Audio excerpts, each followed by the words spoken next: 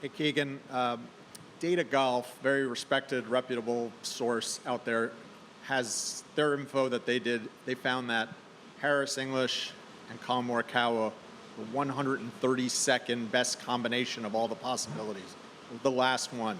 What do you have in your information that had them in your top four and you're sending them back out again tomorrow morning? Well, we have a plan of what we're going to do, and they beat us today, but we're really comfortable with our plan. We're really comfortable with those two players.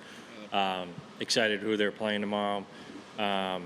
Be exciting match, and we're sticking to our plan. We're not going to panic. We're not going to do panic and make those sort of mistakes. So we're going to stick to what we know, and we have a lot of confidence in them.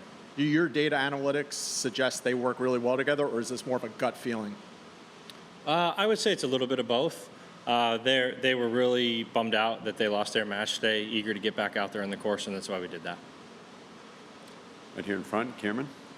Keegan, I know Cameron sat this morning, but he came out this afternoon and seemed to be one of the bright spots for you guys today. How proud are you of him, and is that something that maybe you expect out of him to play as well as he did? Yeah, Cam, that was really cool to see.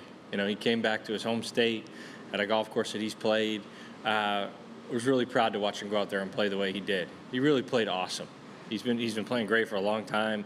We're excited to have him in the lineup tomorrow. Putted great, hit the ball great. A few fist bumps for Cam, which is a little exciting for him, but it was fun watching him out there.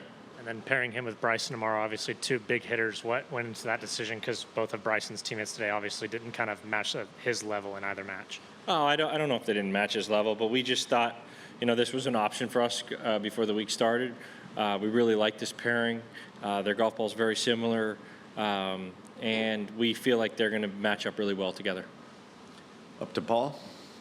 Keegan, just when you go about assessing the overall day, 6.5, 2.5, what do you think kind of went into why that played out? 5.5, 2.5. Sorry, 5.5, 2.5. Well, we've played 25% of the points. Played the first quarter of a football game or a basketball game. So they went out there. They played better than us today. They made more putts. But listen, we knew this was going to be difficult. We knew this was going to be tough. We didn't expect to come in here and this not to be a difficult week. So our boys are in great spirits. I just spoke to them. They're really excited to get out there tomorrow.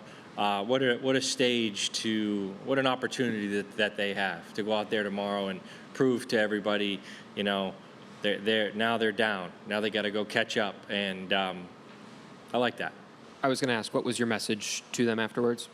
Well, I think we like I said, we've played 25% of the Ryder Cup, a little bit more, but 25%, and we knew this was going to be difficult. The Europeans played great. Sometimes you go out in sports and you prepare and you do everything you can, and your opponent just beats you. And they played awesome today. It was really incredible to see, the Europeans come into a hostile environment and go out there and perform the way they did. They're great players. We knew that, and we got to go out there and match what they do tomorrow and make a few more putts. Let's go up top to 17. Hi, Keegan. Obviously, the atmosphere ramped up a notch before the afternoon when the president came out. Just wondering what he said to you and the guys, and if the timing was what was the timing like? Was it a bit awkward given how the morning session had not gone your way? No, it was great. That was a really cool experience. Seeing the active president on the grounds of a Ryder Cup or at a golf event. What a cool thing. The flyover with Air Force One. I'll never forget that the rest of my life. It was really cool. Over to 16. Hey, Keegan. Scottie heated up a little bit late with a couple of birdies, but what did you just see from him overall today in both his matches? Yeah, I think if you ask Scottie, he would, say he's excited to go out tomorrow and play his best golf. When you're number one player in the world, you have a day that maybe wasn't his best. Normally you bounce back. We're not worried about Scottie Scheffler. He's been in great spirits in the team room. He's eager to get back out there tomorrow. Down to Brody on 9. You're clearly sticking, you said you have a plan, you're going to stick to it. I'm curious, just like in those emotionally, you go down 3-1, 5.5, 2.5. How challenging is it to be like, I'm sticking to the plan and not maybe try to, deviate? Well, I think, your natural instinct is to do that, but we came in here this week with a plan, and the players are prepared for that plan, and we aren't going to we're going to stick to that plan and make sure the players are ready to play. And, you know, we feel really confident about this lineup, and we love all those players. Shane, go ahead. Yeah, I feel my question may be redundant, but you know, Justin Thomas did struggle this morning a little bit, played quite well this afternoon. J.J. Spawn this afternoon played a little bit better than three of the guys you have going in the morning. There was never a thought to maybe inject those guys in the morning, seeing as how the deficit is a little bit more than expected, maybe? Yeah, I think, you know, we want the guys to get a little rest. You know, we have a very specific plan for each player that we've spoke to them, and I think that they all want to do what's best for the team. They all would have played if we asked them to. They all would sit if we asked them to. They just want to win the Ryder Cup, and you know, that's what makes this group so great. We're 3 points down. It's not that's easy. We can come back from 3 points down. I think it feels a lot worse because it's just the day's over, but we got a lot more of the Ryder Cup to play. In front here with Ryan. You got it. Good. Okay. Adam.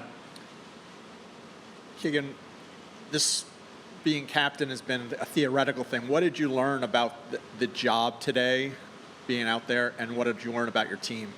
Well, I learned that Patrick Cantlay is a tough dude. I watched him out there hit a lot of great shots, make a lot of incredible putts.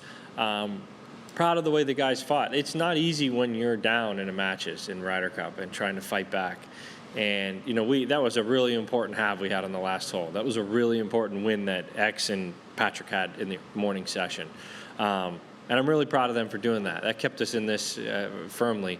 You know, I think it's difficult to watch from the out. It's more difficult to watch than actually play because you want them to play well so bad and you don't have control over it. But it was fun watching them play. I look forward to celebrating tomorrow, making a few more putts and winning more holes.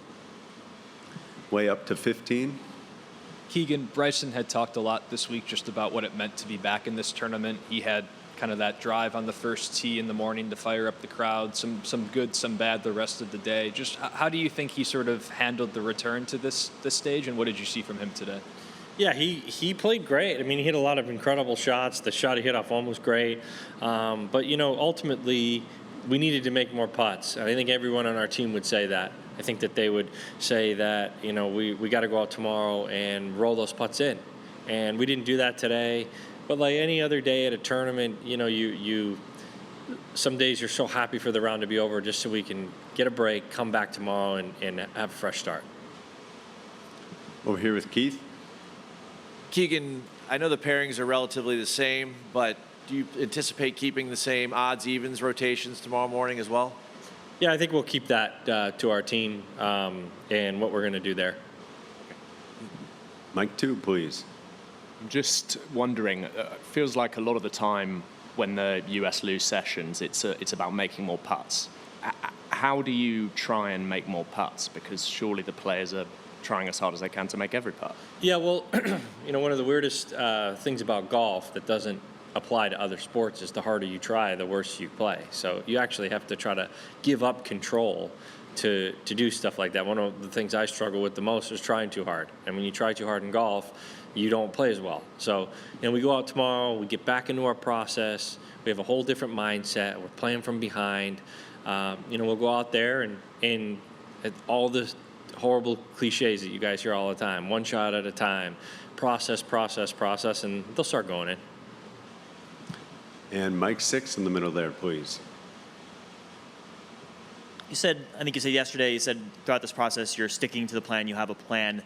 Are there things, though, that you see as today unfolds, as the week goes on, that force you to change the plan or to reconsider, you know, what you've told the guys about their role and how this comes about?